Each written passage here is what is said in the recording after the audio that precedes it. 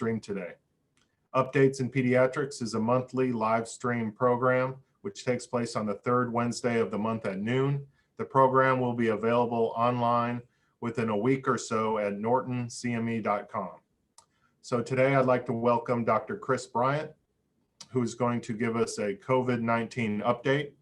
Dr. Bryant joined the University of Louisville School of Medicine faculty in 2000 and is currently a professor in pediatrics in the Division of Pediatric Infectious Diseases. She's also medical director for pediatric infection prevention and control at Norton Healthcare. She serves as the current president of the Pediatric Infectious Diseases Society, the world's largest organization of professionals dedicated to the treatment, control, and eradication of infectious diseases affecting children. She recently completed a term on the Healthcare Infection Control Practices Advisory Committee, a federal advisory committee that provides advice and guidance to the CDC regarding strategies for surveillance and prevention and control of healthcare associated infections in the United States healthcare facilities. So welcome, Dr. Bryant, and I will turn the floor over to you. Thanks so much, Dr. McDonald. And hello, everyone. It has been a few weeks since we've all been together in this forum. I'd like to thank you for sharing part of your day with me. And I want to emphasize that I really hope today is a discussion. I hope you will respond to the polls, put your questions in either the chat or the Q&A. If there are questions that we don't get to during today's presentation, we will absolutely try to put together an FAQ that we can circulate later. All right, so I'm going to share my screen.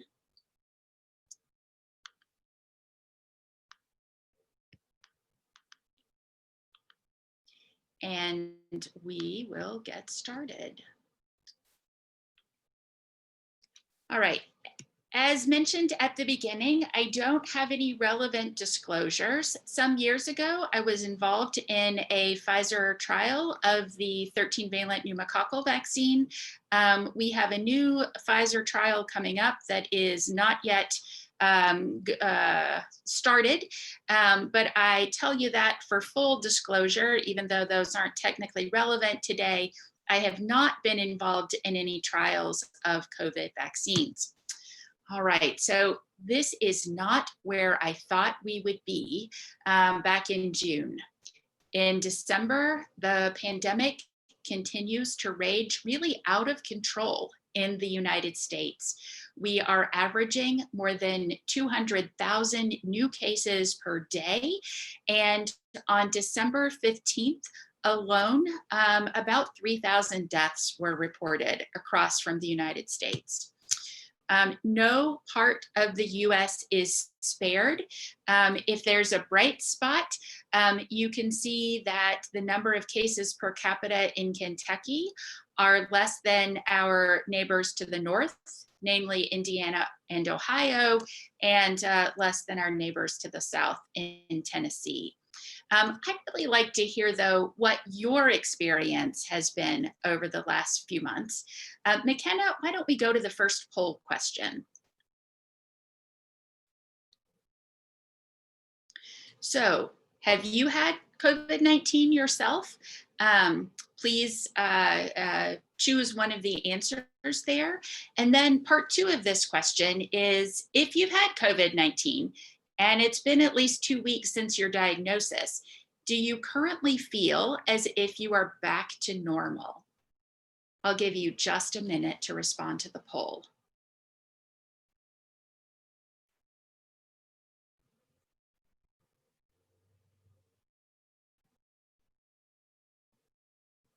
I think we've heard a lot about long-term COVID, and we know that a high proportion of adults who've had SARS-CoV-2 infection are not completely back to normal at 2 weeks. Long-term COVID is something that we are still learning about. Norton Healthcare has a very active long-term COVID clinic. So it looks like we have a minority of the participants responding today. But of those of you who did respond, it looks like about a third have had COVID, and about half of you are back to normal, but 21% are not, and some of you are in the middle. So the Norton Healthcare Long-Term COVID Clinic run by Adult ID is a valuable resource. And if you do not know how to access that, I can share that with you. McKenna, let's go to the next poll question.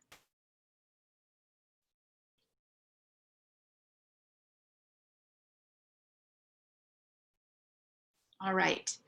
So we've heard about you. Has a member of your household had COVID?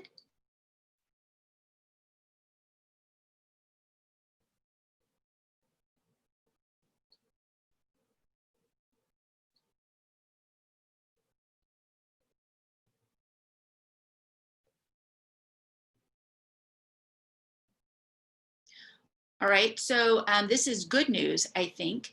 Most of you answered no to that question. McKenna, let's go to the next poll question, please.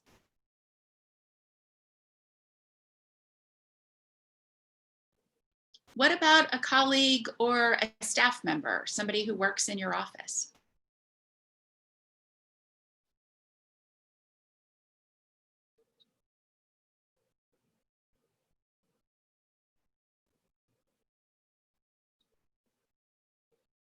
All right, so we're getting a lot of yeses here. And I think this just reflects that there has been a lot of transmission in our community. I will tell you at the hospital, we have had a number of healthcare workers who have been diagnosed with COVID. Almost uniformly, though, most people are infected by someone in the community. They have a community exposure, or they're infected by a coworker, perhaps in the break room, when people are often not wearing PPE and sometimes sitting closer than 6 feet. We are not really seeing healthcare workers who are infected by patients. And I think that is good news. We have PPE and personal protective equipment works. McKenna, why don't we go one more question?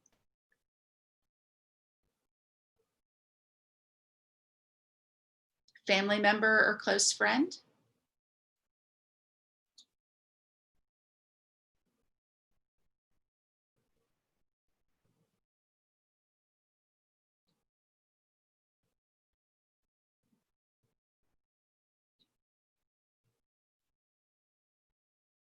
Again, just another reminder that the impact that COVID has had on our community, and no one, I think, is completely isolated from this.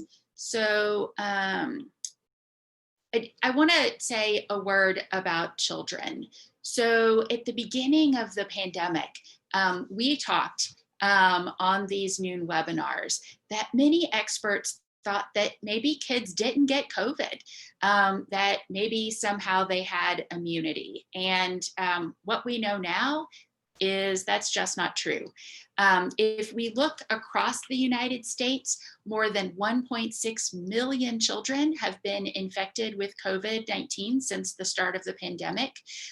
Low numbers early on were probably because we did not prioritize children for testing. We are seeing a number of cases in children locally. So if we look at the 2 weeks ending December 7th, we tested more than 2,700 children in our system. We had 460 children who were positive for COVID-19. That's just over 16% positivity rate. And in the last couple of weeks, we've had more than 20 children admitted to the hospital. We currently have 11 children admitted to the hospital. 2 have multi-system inflammatory syndrome. You know, if there's been any bright spot in all of this, one of the bright spots for me has been the opportunity to participate in a small way in community outreach, to talk to many of you about your patients and your personal experiences.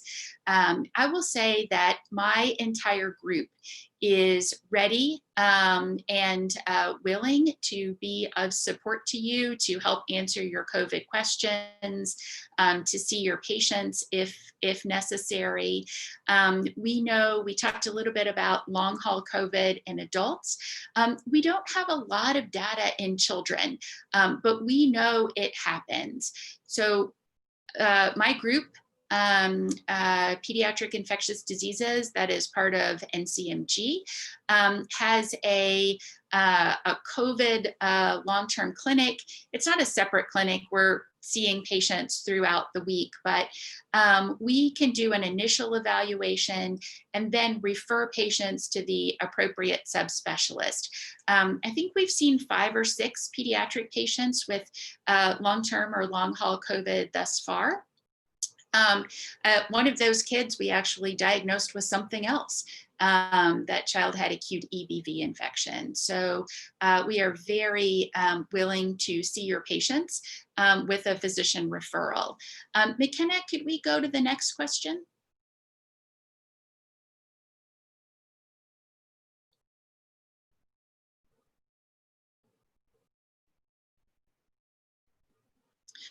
All right, have you seen children with long-term COVID symptoms persisting beyond 2 weeks? We really don't have data about long-term COVID in children. And perhaps there's an opportunity for us to work together to gather some of this data, but I'm really curious as to what you're seeing in your practices. All right, so 17% of you have, and perhaps we can talk more about that in the Q&A. All right, that's the last polling question for just a minute. We have an ambitious agenda for the day. Let's see if I can move things forward here. All right, so this week, as we all know, there has been a glimmer of light at the end of a very long and dark pandemic tunnel. COVID vaccine is here. Last week, the FDA granted emergency use authorization to the vaccine produced by Pfizer and BioNTech. And Sandra Lindsay, a nurse at Long Island Jewish, was, I think, the first person in the US to receive the vaccine. We're going to talk a lot about vaccine today, but I have some other details that I want to cover first, some other updates. So let's talk for just a minute about isolation versus quarantine. I think sometimes we use these terms interchangeably, but they're really different. And there have been some recent updates from the CDC. So just as a reminder, isolation is what you do if you are infected with COVID. You need to stay home and avoid other people during your infectious period. So for people with mild to moderate COVID, you need to self-isolate for 10 days after symptom onset, or if you never develop any symptoms, and there are people like that, 10 days after your test date. For those who have severe or critical illness or who are severely immunocompromised, you isolate for 20 days after symptom onset. I want to emphasize that retesting is not required, nor is it recommended to end the quarantine period. If you get to the end of that quarantine period and your symptoms are better, then you can end your quarantine. Now, retesting is not generally indicated within 90 days because reinfection is very uncommon within 90 days. This is relevant for a couple of reasons. So for example, if you have a patient who has tested positive, and now they're a month out, 6 weeks out, and they need to have surgery, they would not have to be retested as part of the PAT process. They may still be positive. PCR tests detect fragments of genetic material, and they can be positive for weeks up to a couple of months. And so retesting is not generally indicated unless someone has a new illness that is unexplained and you really think that could be COVID. Retesting is not recommended for return to school or return to daycare. I've had some questions from the community about this. Some schools and daycares are trying to require a positive test. This is not what the state says. This is not what the CDC says. This is not supported by science. I have confirmed with both Jefferson County and Shelby County Health Departments that they are not telling patients they need to be retested. Now, let's talk a bit about quarantine. Quarantine is what you do after you've been exposed to COVID-19. You stay home so you don't infect other people. The incubation period for COVID-19, as we all know now, is 2 to 14 days. And so initially, CDC said that if you have a high-risk exposure, you quarantine for 14 days. And if you do that, the risk of transmitting COVID-19 is less than 1%. Very cautious approach. And this is because people are infectious before they develop their first symptom. We think people are infectious a good 2 days before they develop their first symptom. I don't have to tell this group about the challenges associated with that approach, particularly with regard to lost work. Many people do not have endless sick days. They can't work from home.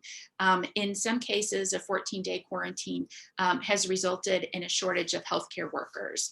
And within the last couple of weeks, the CDC has released modified quarantine recommendations, and they've given some additional options. They say 14 days is best, but some options are possible. So one option is to come out of quarantine after 10 days. I'll point out that is not risk-free. And so the risk of transmission, if you do that, is somewhere between 1 and 10%. There's also an option for a 7-day quarantine period with a test at the end. And you can see that the transmission risk is somewhere between 5 and 12%. So what does this mean for you? If you are a person who is exposed and you can stay home, you can work from home, you have someone in your office who is not involved in frontline clinical care and they can do their job from home, well, it's a good idea for them to do their job from home. If not, you have some options. All right, I want to give a shout out to the Norton Healthcare Results team. This team has been led by Michelle Rose since the beginning of the pandemic. This is the team that calls COVID results, particularly for patients who are being tested at the RITC. They are calling COVID results on inpatients if the patient is discharged before the result becomes available. They are calling positive results on ED patients if that patient is discharged from the ED before the test result becomes available. I will say that summarizing they call test results is probably doing this team a disservice. They do a lot of counseling with patients. They provide a lot of emotional support to patients. This wasn't part of their initial job description, but in fact, that is what they are doing. They are doing a lot of community education. Very recently, this team realized that some of the auto-generated letters in EPIC that are given to patients were very much out of date, did not really emphasize that retesting is not recommended, did not include the new quarantine recommendations. And so I'm happy to say that all of those are being updated. There has been a request to our marketing team to do some additional messaging about not retesting. And so if you all are still having needs after that is in place, please let me know and we can work on some additional resources. All right, so let's talk about vaccine. So the next 3 slides summarize the COVID-19 vaccines that are in human trials in the United States. We are going to focus primarily on the Pfizer BioNTech vaccine that you see in the red box here. This is the vaccine that was given emergency use authorization. The vaccine produced by Moderna, another messenger RNA vaccine, will be reviewed by the FDA this week. The preliminary reports are very positive. Everyone expects that emergency use authorization will be granted later this week. There are other vaccines. The Oxford Astrazeneca vaccine has been in the news. This is not a messenger RNA vaccine, it's a viral vector vaccine. Review by the FDA and completion of the trials is really not expected until sometime in 2021. And Norton Healthcare is participating in this trial. It is another adenovirus vector vaccine produced by Janssen. Dr. Paul Schultz, one of our adult infectious disease physicians in Norton Healthcare, is one of the principal investigators. This is a collaborative trial with the University of Kentucky, and the combined UK Norton Healthcare sites, that's University of Kentucky, Norton Healthcare, have been one of the top enrollers in the country. All right, and so on this final slide, you can see that there are some additional trials that are in early phases. I should probably say just a word about children. So the Pfizer vaccine, the current EUA includes children down to age 16. There were a small number of 16 and 17-year-olds included in the trial. Moderna is beginning to enroll down to 12 years of age. Oxford Astrazeneca has a small cohort of kids as young as 5, and Janssen is not yet enrolling in children. So what does that mean? It means that we are not going to have a vaccine for children for some months to come. All right, well, this image is very familiar to all of you. This is SARS-CoV-2. It's the virus that causes COVID-19. Who would have imagined that this picture of a virus would become as familiar to us as the Golden Arches? Who doesn't know what this picture represents now, and who could have imagined this a year ago? So I want to direct your attention to the little spikes on the cell surface. The spike proteins are key to vaccine development. So what do they do? Well, these proteins bind to human cell receptors. They bind to angiotensin converting enzyme receptors on human cell surfaces, and they let the virus enter the cell and cause infection. And so the vaccine approach has been really to block these spike proteins to induce an immune response against the spike protein that essentially can cover up these proteins, prevent them from binding to the cell, entering it and causing infection. So first, let's talk about messenger RNA vaccines and how they work. So messenger RNA is basically a strip of genetic material that contains a code for the spike protein. And it's encased in a lipid bubble, a fat bubble, and that allows it to enter human cells. Once inside the cell, the ribosome in the human cell reads the messenger RNA. The cell starts producing spike protein, which is released into the bloodstream. The spike protein is gobbled up by antigen-presenting cells. And then that is presented to the immune system, to T helper cells. There is generation of cytotoxic T cells that can kill virus-infected cells. There is also stimulation of B cells to produce antibody that recognizes the spike protein, binds to it, and then prevents the virus, SARS-CoV-2, from entering healthy human cells and causing an infection.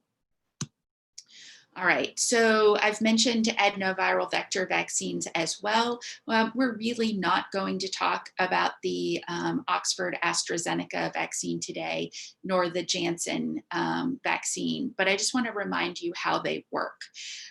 So a piece of genetic material encoding the sequence for the spike protein is placed inside a viral vector.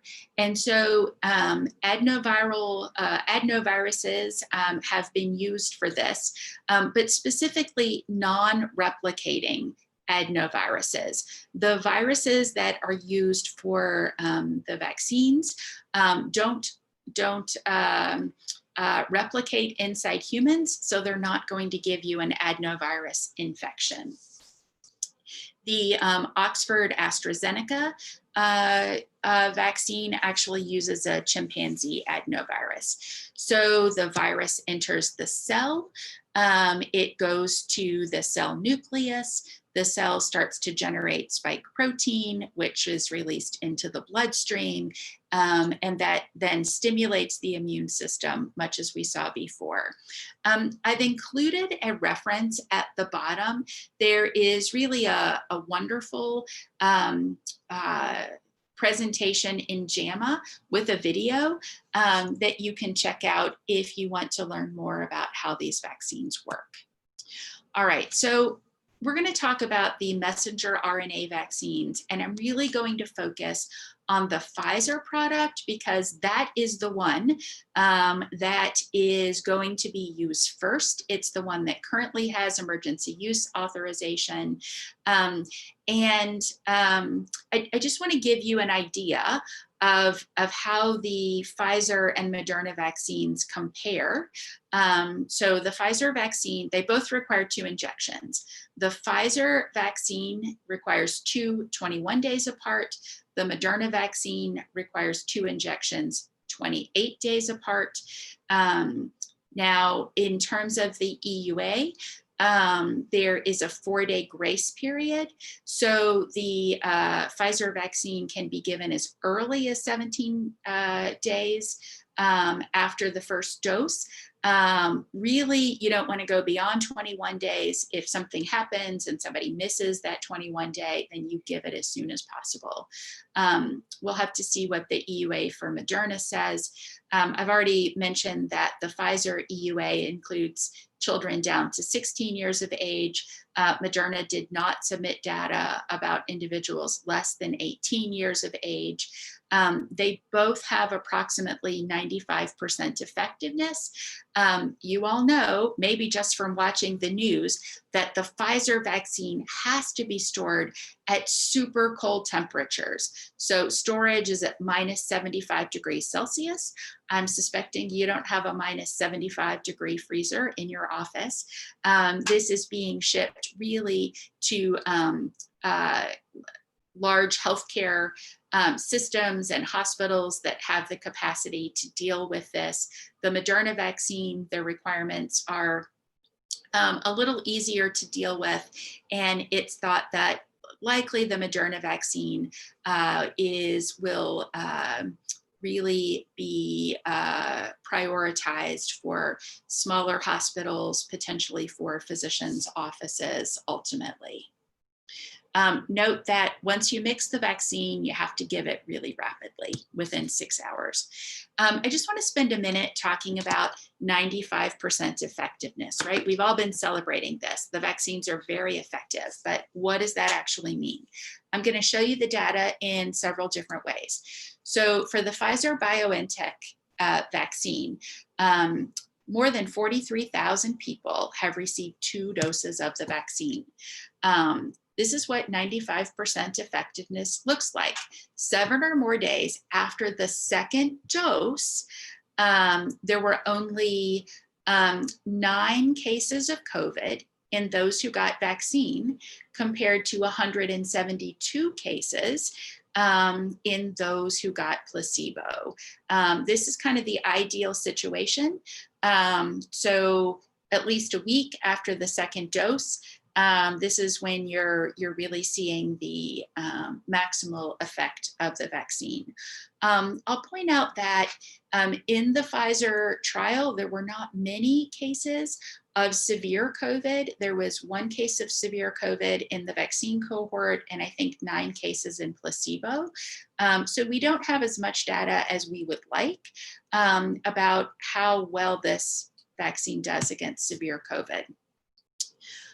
For those of you who would like to see the data presented in a slightly more scientific fashion, this is a cumulative incidence curve that was part of the presentation made by Dr. Gruber from Pfizer to ACIP last week. This is a cumulative incidence curve for COVID occurrence after dose 1. The little darker circles or squares are cases of severe COVID. And I show you this because this points out that there is some efficacy even after 1 dose. It's not as good as after 2 doses though. And so summarized again in a slightly different fashion, you can see that immediately after dose 1, efficacy was around 82%. That drops off a little bit between dose 1 and dose 2. And then again, after 7 days after dose 2, efficacy is about 95% for any COVID infection. What are the missing pieces? Again, we don't know about severe COVID as much, and we don't know about transmission. Does this vaccine prevent asymptomatic infection and really reduce transmission? The transmission piece is still under investigation. The Moderna submission does present some data about transmission. All right, so what about safety? Short story, this is a safe vaccine based on the data we have from thousands of recipients. Now, local reactions are pretty common. Let me orient you to this. So this is more than 8,100 vaccinees across the spectrum of ages, so including younger and older people. You can see that local reactions are common. After dose 1 and dose 2, that local reactions are much more common than with placebo. And overall, about 85% of people developed at least 1 local reaction. Pain is the most common. Fortunately, severe reactions were mild and they resolved quickly. All right, what about systemic side effects? So if you look at the CDC summary, 77% of people developed at least 1 systemic side effect after vaccine. Again, I'll orient you to this slide, which is really packed with information. So the top row next to the blue bar are patients who receive vaccine. The second row next to the pinkish bar are patients who received placebo. You can look across. There are boxes for common systemic side effects: fever, fatigue, headache, chills, vomiting, diarrhea, muscle pain, and joint pain. The first bar within each box are the younger age cohort, 16 to 55. The second bar is the age cohort 55 and older. So what's the take-home message? Some systemic side effects are to be expected. They're a bit more common in the younger cohort, but they do occur in those after 55 as well. And they're a bit more common after the second dose. That data is not presented on this slide.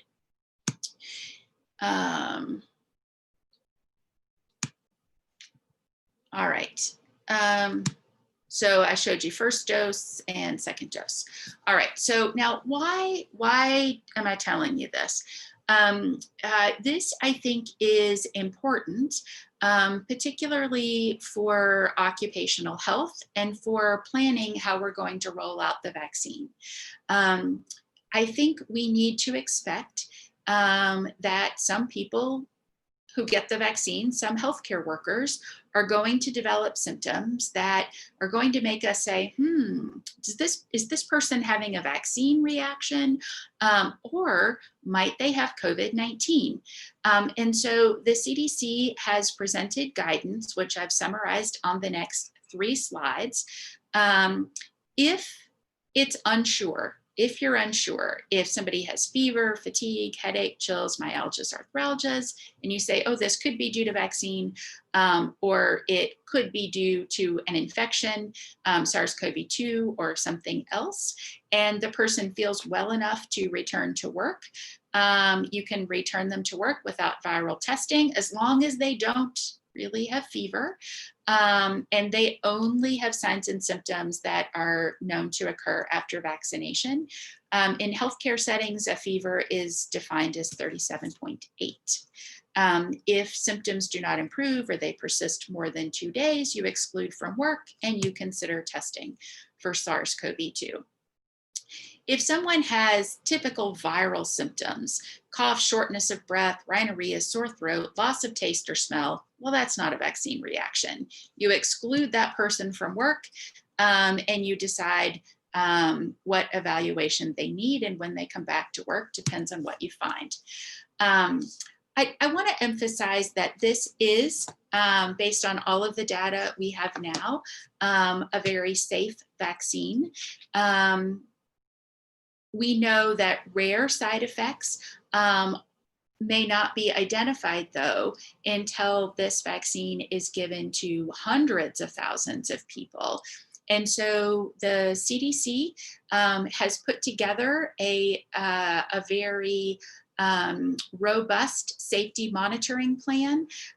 You see in the middle of the screen the box for VAERS. You as pediatric providers are really familiar, I think, with the vaccine adverse event reporting system. If you get vaccine, you have an adverse reaction, or someone that you are responsible for gets vaccine and has an adverse reaction, report it to VAERS as you normally do. If you are unsure if someone is having a reaction to vaccine, there is clinical support at CDC. The Clinical Immunization Safety Assessment Project can connect you with vaccine experts who can help you sort this out. This isn't just for COVID vaccine. This resource has been available for a long time. Let me tell you about something new, though, and that's V-Safe. This is an active surveillance project that is not an app. It's a cell phone-based surveillance tool that individuals can sign up for after they get COVID vaccine. They will get text message check-ins from CDC. According to the schedule that you see on the slide, the recipient will enter information. If there is something, if there's a warning flag, somebody has a severe reaction, then CDC will follow up by phone. We have a request from CDC to encourage people to use VSafe. It's not mandatory, but it would be ideal if everyone who received the vaccine enrolled in this program. There are one-page handouts that can be given. And in fact, there is a beautiful toolkit for talking about COVID-19 vaccine on the CDC's website. So I encourage you to check that out. All right, so in the last few minutes of my formal presentation, I want to address some common vaccine questions, and then we'll end with talking about monoclonal antibody or Bamlinev. All right, so common questions are listed on this slide. Let's talk about them one by one. Can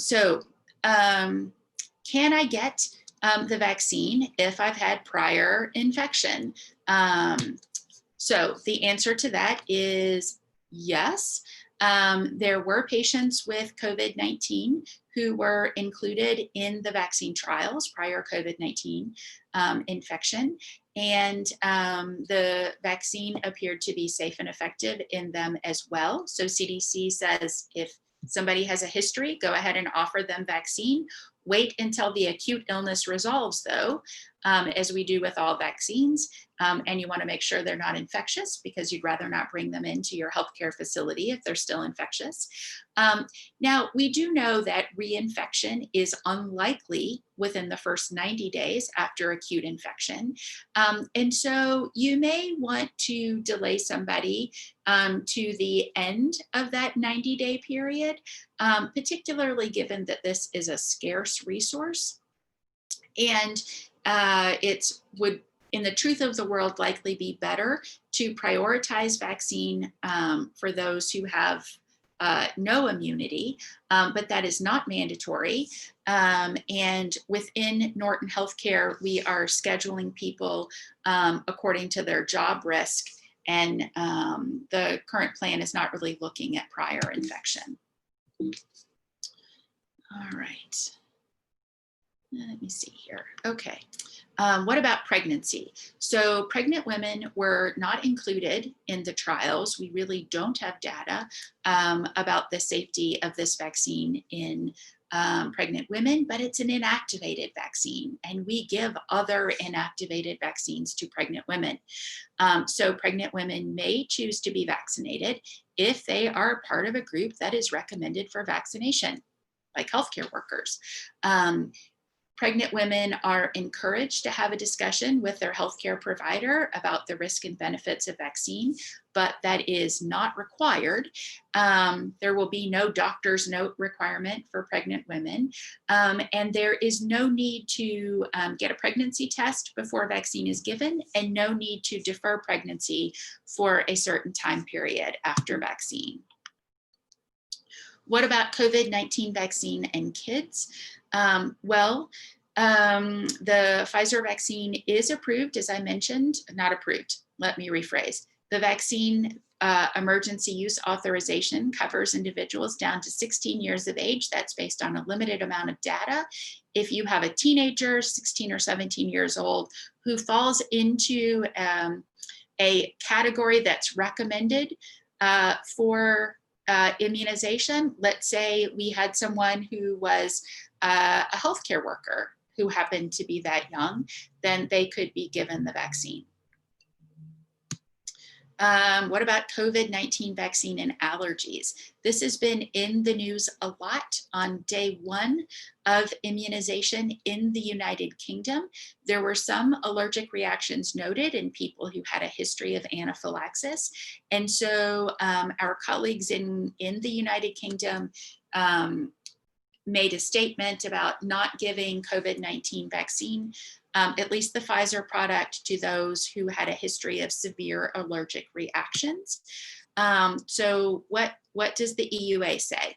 Well, the EUA specifically says that a history of severe allergic reaction to the vaccine or a component is a contraindication. So what's in the vaccine? Well, I've listed the ingredients here. Most people probably aren't going to know that they've had an allergic reaction to one of those components. No one really knows what the allergy-inducing component of this vaccine may be. It does contain polyethylene glycol, and some have suggested that may be the issue. We'll learn more about that.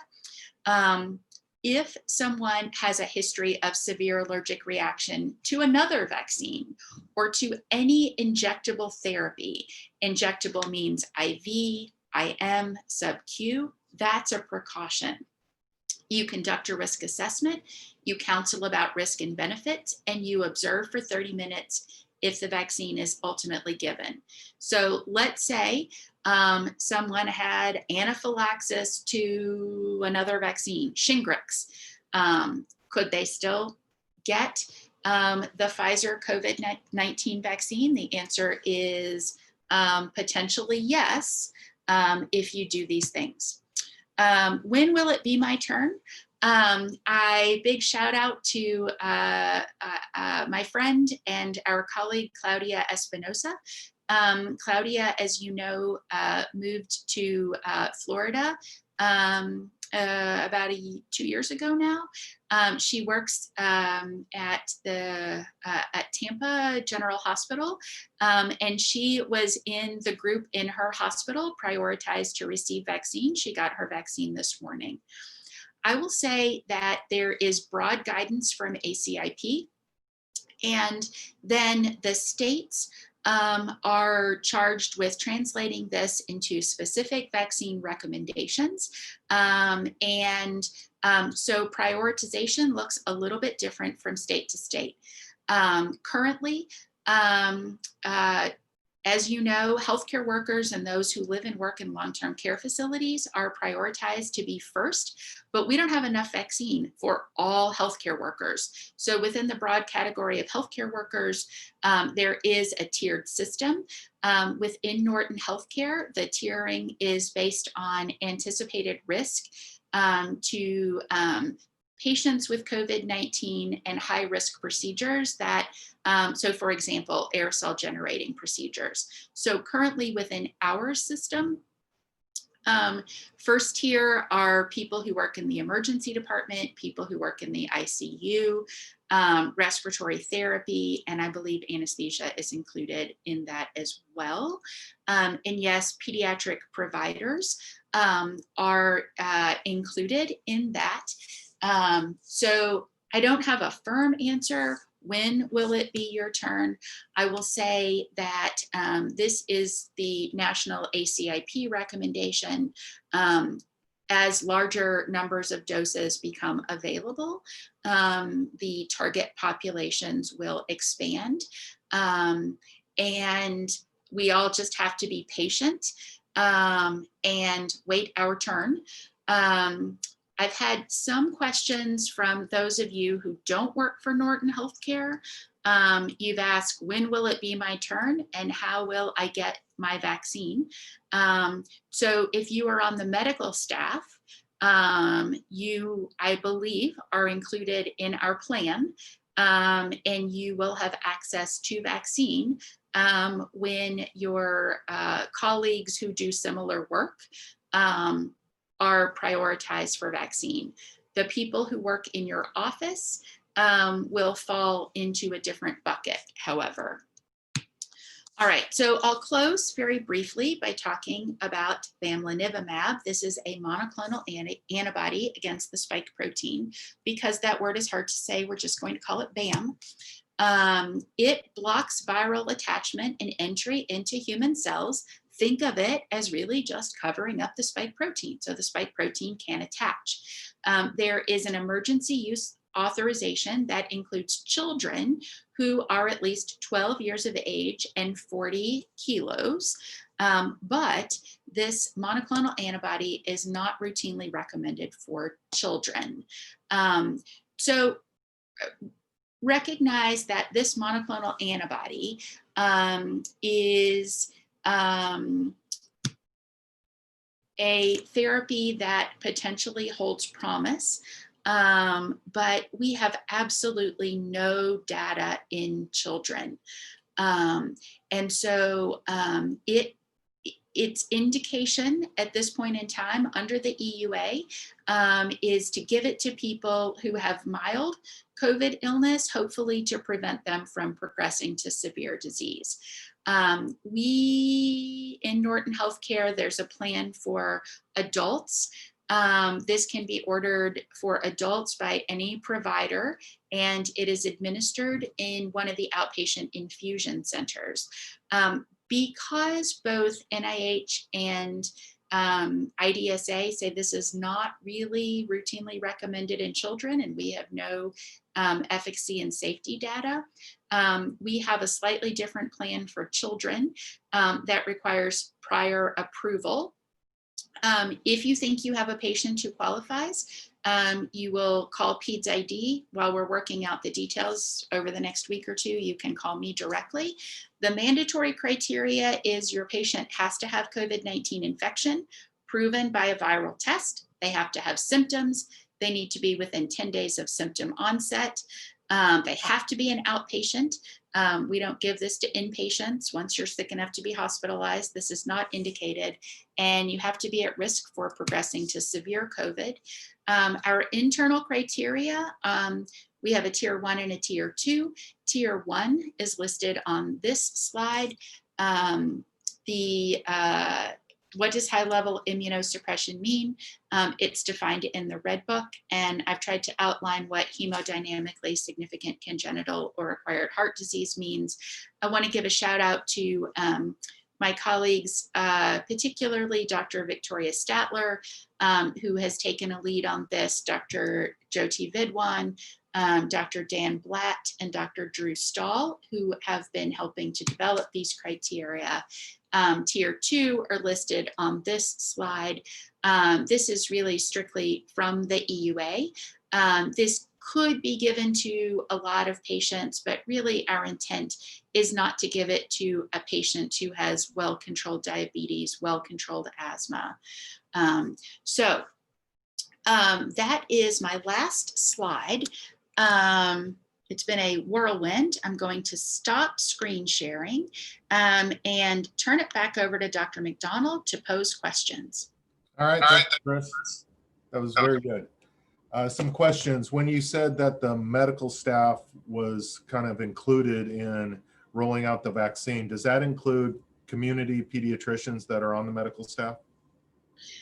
That is my understanding from Dr. Flynn, that if you are on the medical staff, and let's say you're in private practice, you we anticipate have access to vaccine at the same time that those in Norton Healthcare who are in ambulatory practice. Okay. Access. And then on the longevity of immunity, on both the vaccine and natural infection, could you comment on that? Sure. So natural infection, we know a bit more. Reinfection is uncommon within the first 90 days. Now, that's not to say that there aren't case reports of even the occasional young healthy person developing reinfection. You know, we can talk about those case reports, but there are millions of people now worldwide who have been infected with COVID. And so those are case reports out of millions. Reinfection within 90 days is uncommon, but not impossible. Natural immunity lasts at least 90 days. After that, we don't know. And for the vaccine, that'll be an important question, right? We don't know because we just don't have enough data. We've got a couple of months of follow-up data. Okay. And then a lot of questions about people that have persistent COVID-19 symptoms. Could be fatigue, headaches, different symptoms like that, weakness. Are you seeing those patients in clinic, and do you have any maybe advice or experience with when they resolve, or are people seeing resolution and then return of these symptoms? Yeah, so we have more data in adults, less in children. And I think the story of how long it takes is really still evolving. So on both the adult side and the pediatric side, these patients can be seen in clinic. Specifically on the pediatric side, there will be an assessment done and then likely referral to another subspecialist. So COVID-19 is not the first virus that causes prolonged post-viral fatigue. Within our neurology division, we have colleagues who really have a special interest and expertise in treating that. Our rheumatology colleagues, Dr. Schmidt and Dr. Schwickler, have experience in that as well. And Norton Healthcare has a relationship with CORT. And so there is a specific physical therapy program that includes children that can be of benefit for these patients. So yes, we can see patients like that. It's difficult to put firm parameters around when they resolve. Okay, so after we get either natural infection or vaccine and have immunity to COVID, and we get exposed to an acute viral infection, can we transmit it?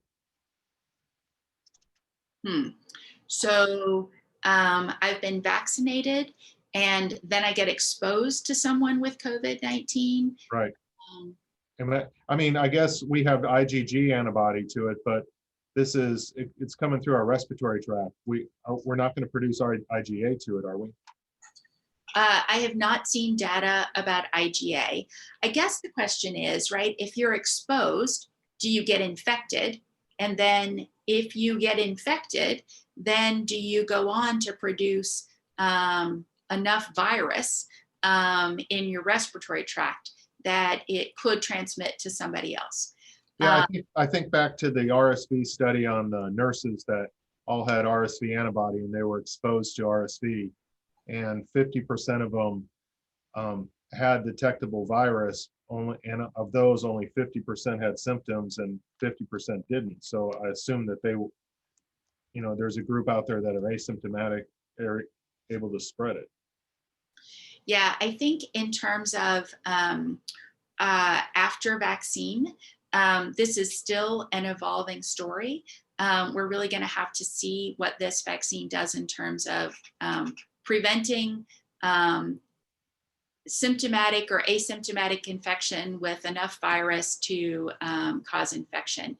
I will say that no vaccine is 100% effective. So as the people on this call get immunized, you still need to wear a mask and social distance and try to avoid exposure.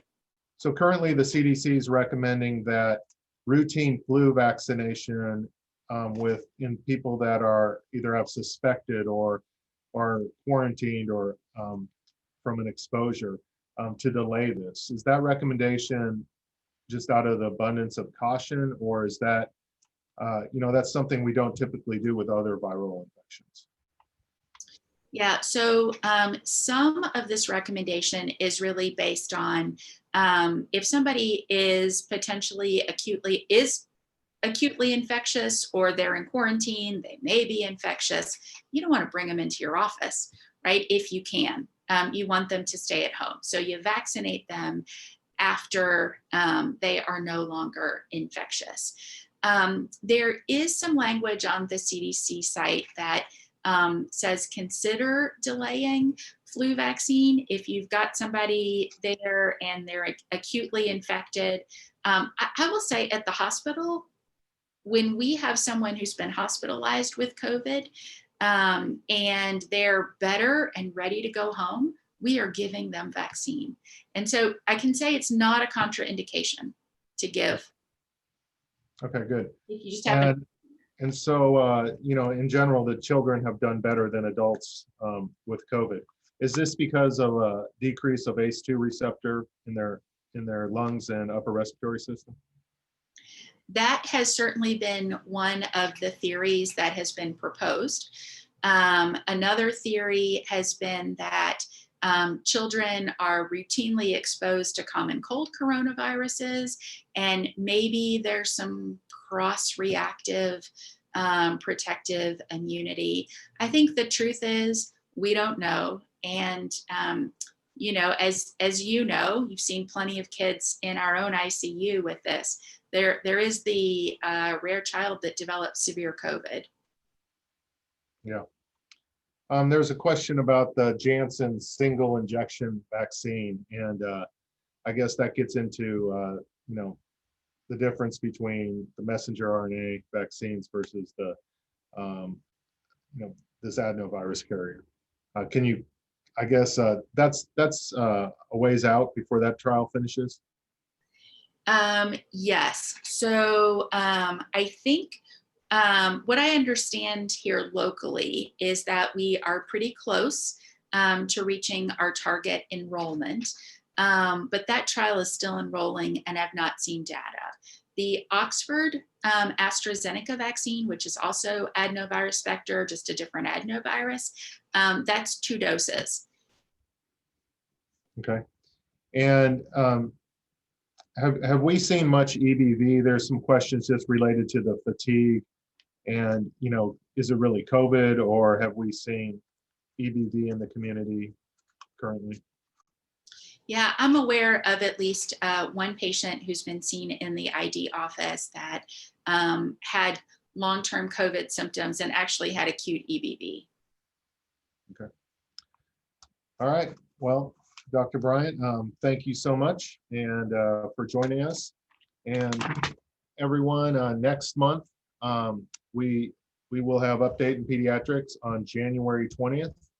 Dr. Mark Cheriker will present on identification and management of common congenital anomalies. And just a reminder, you will receive a link to the evaluation for credit. In addition to an email, when you exit this webinar, you will see a link to SurveyMonkey, and you can select continue button for the evaluation and CME credit. So